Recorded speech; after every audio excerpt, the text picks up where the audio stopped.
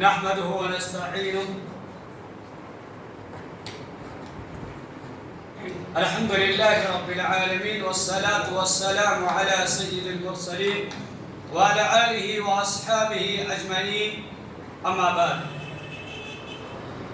أعوذ بالله من الشيطان الرجيم من حمزه ونفخه ونفسه بسم الله الرحمن الرحيم يا أيها الذين آمنوا اتقوا الله حق تقاته ولا تموتن إلا وأنتم مسلمون يا أيها الناس اتقوا ربكم الذي خلقكم من نفس واحدة وخلق منها زوجها وبث منهما رجالا كثيرا ونساء واتقوا الله الذي تساءلون به والأرحام إن الله كان عليكم رقيبا يا أيها الذين آمنوا اتقوا الله وقولوا قولا سديدا يصلح لكم أعمالكم ويغفر لكم ذنوبكم ومن يطع الله ورسوله فقد فاز فوزا عظيما أما بعد فإن خير الحديث كتاب الله وخير الهدي هدي محمد صلى الله عليه وسلم بسم الله الرحمن الرحيم والعصر إن الإنسان لفي خسر إلا الذين آمنوا وعملوا الصالحات وتواصوا بالحق وتواصوا بالصبر.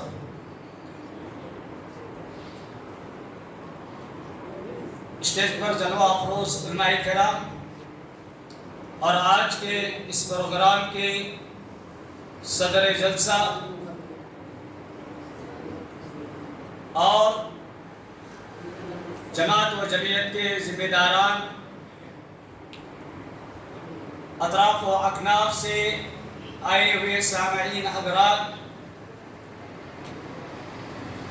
خواتین اسلام، میں آپ تمام لوگوں کا تہہ دل سے استقبال کرتا ہوں اور آپ لوگوں کا شکر گزار بھی ہوں کہ آپ لوگوں نے الحمدللہ جماعت کے دعوت پر لبیک کہا. الحمدللہ آج کا یہ ہمارا 16واں دینی و تربیتی پروگرام ہے جو الحمدللہ ماہانہ 3 شہروں میں 3 مسجدوں میں مسلسل چلا آتا آ رہا ہے. اللہ سے دعا ہے کہ اللہ تعالیٰ اسی طرح ان پروگراموں کو، دعوتی کام کو اللہ تعالیٰ برقرار رکھے. ہم ختم ہو جائیں اس کے بعد بھی اللہ تعالیٰ اس کام کو باقی رکھے. آمین یا رب العالمین. محترم حضرات، مجھے آپ کے سامنے مختصر وقت میں وقت کی قدر، وقت کی اہمیت کیا ہے، چند باتیں آپ کے سامنے گوشے گزار کرنا ہے. اللہ سے دعا ہے اللہ تعالیٰ مجھے موضوع کو ادا کرنے کی توفیق عطا فرمائے اور ہم سب کو اس پر عمل کرنے کی توفیق عطا فرمائے. معزز حضرات، میں نے آپ کے سامنے قرآن مجید کی معروف و مشہور آیت سورۃ العصر پڑھی ہے، اور یہ ایسی سورت ہے، یہ ایسی جامع سورت ہے جس کے بارے میں امام شافعی رحمہ اللہ فرماتے ہیں کہ اگر اللہ تعالیٰ پورے قرآن کے بجائے خالص اس سورت کو نازل کر دیتا تو لوگوں کی ہدایت کے لیے کافی ہو جاتا. یہ سورت جس کے اندر اللہ تعالیٰ نے زمانے کی قسم کھائی ہے، اور زمانہ بھی ایک وقت ہے. وقت اللہ کی نعمتوں میں سے ایک نعمت ہے، اور وقت کو عربی میں الساعہ کہتے ہیں، انگریزی میں ٹائم کہتے ہیں، اور اردو میں وقت کہتے ہیں. اور وقت انسان کا سب سے زیادہ قیمتی سرمایہ ہے. مال و دولت سے زیادہ، ہیرے جواہرات سے زیادہ، دنیا کے خزانوں سے زیادہ، سب سے زیادہ قیمتی اگر کوئی چیز ہے تو وہ وقت ہے. کسی نے کہا ہے کہ ٹائم از گولڈ. ٹائم کیا ہے؟ وقت کیا ہے؟ سونا ہے. اس سے بھی بڑھ کر وقت کی اہمیت، وقت کی قیمت کیا ہے؟ وقت کی قیمت ہے. اور وقت اللہ کی نعمتوں میں سے ایک نعمت ہے.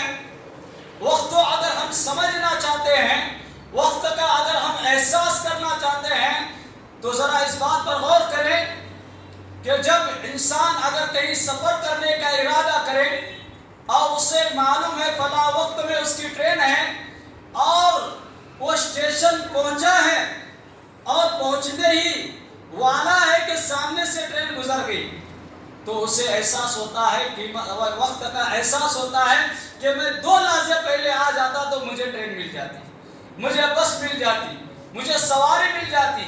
وقت کا احساس اس وقت پتہ چلتا ہے۔ تو میرے عزیز ساتھی ہو، وقت کی وجہ سے اللہ تعالیٰ نے بہت سارے لوگوں کو بلندیوں تک پہنچایا ہے، اونچے مقام تک پہنچایا ہے، اور جس نے وقت کی قدر نہ کی، جس نے وقت کی قدر نہ کی، وہ دنیا اور آخرت دونوں جہاں میں بھی ذلیل اور رسوا ہوا ہے۔ اور عقل مند انسان ہی وقت کی قدر کرتا ہے، ایک سمجھدار انسان ہی وقت کی قدر کرتا ہے، ایک بہترین تاجر، ایک بہترین بزنس مین ہی وقت کی قدر کرتا ہے۔ اسے معلوم ہے کہ وقت کیا چیز ہے، وقت کی کیا اہمیت ہے۔ اور اگر ہم قرآن کا مطالعہ کریں تو اللہ تعالیٰ نے قرآن مجید کے اندر متعدد جگہ پر قرآن کے اندر وقت کی قسم اللہ تعالیٰ نے کھائی ہے۔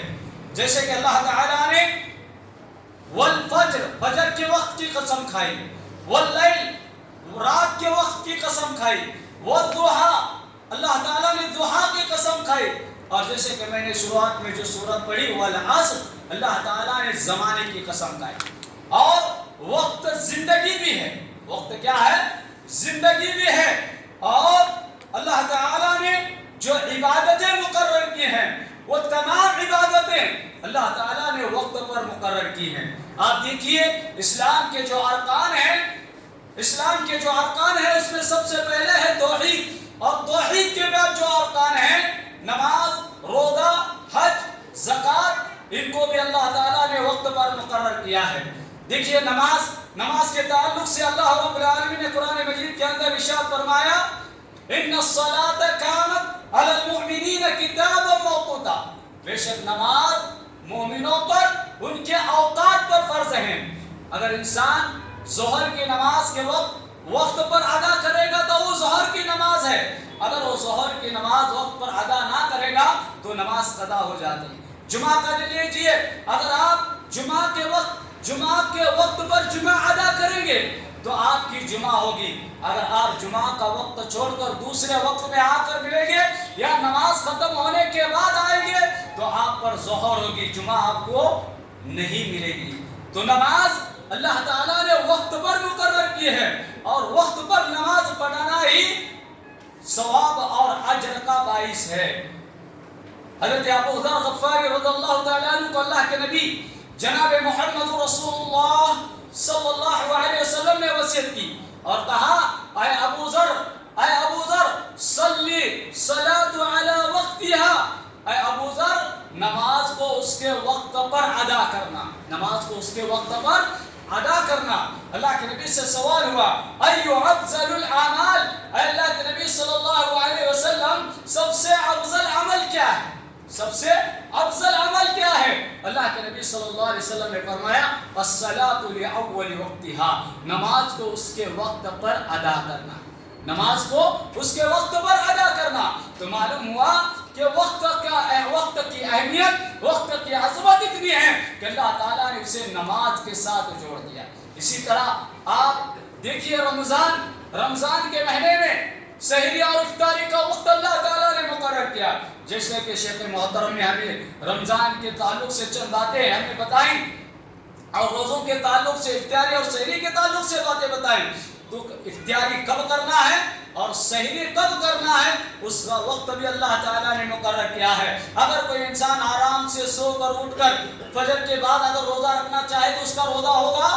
نہیں ہوگا۔ اگر کوئی انسان افطاری کے وقت اگر افطاری نہ کرے اور تاخیر سے افطاری کرے، جان بوجھ کر لیٹ افطاری کریں تو اس کا روزہ بھی قبول نہیں ہوگا، اس کا روزہ بھی قبول نہیں ہوگا۔ روزہ سحری کے وقت پر کرنا ہے اور افطاری کے وقت پر کرنا ہے۔ اسی طرح اگر ہم لیں گے زکوٰۃ کے معاملے کو، اگر کسی کے پاس اتنا مال ہے جس پر زکوٰۃ واجب ہے تو زکوٰۃ سال میں 1 مرتبہ نکالے گا، اور اس کا وقت بھی مقرر اللہ رب العالمین نے کیا ہے۔ 1 سال کے بعد وہ زکوٰۃ کو ادا کرے گا، 1 سال کے پہلے نہ وہ زکوٰۃ کو ادا کرے گا ایک سال کے پہلے وہ زکوٰۃ کو ادا نہیں کر سکتے گا. اگر کوئی دے رہا ہے تو اس کا شمار صدقہ اور خیرات کے اندر ہوگا. اس کا شمار کس میں ہوگا؟ صدقہ اور خیرات کے اندر ہوگا. زکوٰۃ کے وقت میں جو ادا کی جائے گی وہی زکوٰۃ ہوگی. اور اسی طرح اگر ہم لیں حج کے مہینے کو، اگر کوئی انسان حج کو جاتا ہے، حج کے ایام میں حج کرتا ہے تو اس کا حج ہے. اگر کوئی انسان سال بھر جا کر کعبۃ اللہ کے سامنے بیٹھ جائے تو اس کا حج نہیں ادا ہوتا. کیوں؟ اللہ تعالیٰ نے قرآن مجید کے اندر حج کے ایام کو مقرر کیا ہے. الحج اشہر معلومات، اللہ تعالیٰ نے حج کے ایام کو مقرر کیا ہے. انہی ایام میں جا کر آپ حج کریں گے تو وہ حج ہوگا، انہی وقت میں حج ہوگا. اگر آپ بس دوسرے اوقات میں جائیں گے تو وہ عمرہ ہوگا. اگر آپ چاہے کتنی بھی نیت کر لیں حج کی، لیکن حج ادا نہیں ہوگا. تو اللہ تعالیٰ نے متعدد جگہ قرآن کے اندر اوقات کی عظمت کو بیان کرنے کے لیے قرآن کی آیتوں کو نازل کیا ہے. اور اسی طرح میرے بھائی اور عزیز دوستو، اگر ہم دیکھیں اللہ تعالیٰ نے اس نظام کو جو برقرار رکھا ہے، کائنات کے نظام کو جو چلایا ہے، وہ وقت کے مقرر چلایا ہے. سورج اپنے وقت پر نکلتا ہے، چاند اپنے وقت پر نکلتا ہے، رات اپنے رات پر آتی ہے، دن پر ہوتا ہے. اللہ تعالیٰ نے اس نظام کو، کائنات کے نظام کو وقت پر چلایا ہے. اگر اسی طرح ہم اپنے جسم کے اوپر دیکھیں، انسانی جسم کے اوپر دیکھیں، تو انسانی جسم بھی وقت کے پر ہوتا ہے. بچپن، جوانی، بڑھاپا. کبھی آپ نے دیکھا ہے کہ پہلے بڑھاپا آیا، بعد میں بچپن آیا، پھر جوانی آئی؟ نہیں، پہلے بچپن ہے، اس کے بعد جوانی ہے، اس کے بعد بڑھاپا ہے. تو اللہ تعالیٰ نے انسانی جسم کے اندر بھی وقت کو مقرر کیا ہے. اور اس کے بعد اگر ہم وقت کا جائزہ لینا چاہتے ہیں تو اس حدیث کو بھی یاد کیجئے. اللہ کے نبی جناب محمد رسول اللہ صلی اللہ علیہ وسلم نے فرمایا کہ کل قیامت کے دن اللہ تعالیٰ جو سوالات کرے گا، جو پوچھے گا اللہ تعالیٰ، اس میں ان سوالات میں 2 سوالات وقت کے تعلق سے ہوں گے. 2 سوالات کس کے تعلق سے ہوں گے؟ وقت کے تعلق سے ہوں گے. عن عمری، اللہ تمہاری عمر کے بارے میں سوال کرے گا. وعن شبابی، اللہ تمہاری جوانی کے تعلق سے سوال کرے گا کہ تم نے عمر کہاں گوائی اور تم نے جوانی کہاں گزاری. یہ سوالات اللہ تعالیٰ کل قیامت کے دن کرے گا. اللہ تعالیٰ سوال کرے گا. اور اگر ہم دنیا کو دیکھیں، اللہ کے کائنات کو دیکھیں، تو اللہ کی یہ کائنات، اللہ کی یہ قدرت اپنے نظام کے برابر چل رہی ہے، اپنے وقت کے برابر چل رہی ہے. لیکن افسوس، وقت کی اگر کوئی ناقدری کرتا ہے تو یہ حضرت انسان ہے. وقت کی اگر کوئی ناقدری کرتا ہے تو یہ حضرت انسان ہے، جس کو نہ وقت کی اہمیت ہے، نہ وقت کی عظمت ہے کہ اس کے پاس ہے، بلکہ وہ اپنے وقت کو بے فضول راہ میں خرچہ کر رہا ہے. بے فضول راہ میں خرچہ کر رہا ہے، اپنے وقت کو ایسے ہی گنوا رہا ہے، سستی اور کاہلی کے اندر، سستی اور کاہلی کے اندر اپنے وقت کو گزار رہا ہے. میرے بھائی اور عزیز دوستو، اللہ کے نبی جناب محمد رسول اللہ صلی اللہ علیہ وسلم نے فرمایا، نعمتان مقبولون، 2 نعمتیں ایسے ہیں اللہ کی جس کے اندر انسان سستی اور کاہلی کرتا ہے، جس کے اندر انسان لاپرواہی کرتا ہے. اور وہ 2 نعمتیں کون سی ہیں؟ ایک صحت اور ایک فارغ وقت. ایک صحت اور ایک فارغ وقت. ان 2 نعمتوں کے اندر انسان بڑا کاہل اور سستی کرتا ہے. میرے بھائی اور عزیز دوستو، اگر ہم اپنے اسلاف کی زندگی کو دیکھیں، اسلاف کی زندگی کو دیکھیں تو ہمارے اسلاف وقت کی بڑی قدر کیا کرتے تھے، وقت کی بڑی قدر کیا کرتے تھے. ان کی نظر میں وقت ہیرے جوہرات سے زیادہ ان کی نظر میں تھے. دولت، دنیا کی دولت سے زیادہ وقت کو اہمیت دیا کرتے تھے. حافظ ابن حجر رحمہ اللہ، ہمارے اسلاف میں ایک سلف ہیں حافظ ابن حجر رحمہ اللہ، جنہوں نے بہت ساری حدیث کی کتابیں بھی لکھی، بہت ساری کتابوں کی تصنیف کی، اور شرح بخاری شریف جو حدیث کی کتاب ہے اس کے شرح بھی انہوں نے لکھی ہے. امام ابن حجر رحمہ اللہ جس وقت وہ کتابوں کو لکھا کرتے تھے اور جس قلم سے وہ لکھا کرتے تھے ذرا غور کرنا امام ابن حجر رحمۃ اللہ علیہ کی زندگی کے اوپر.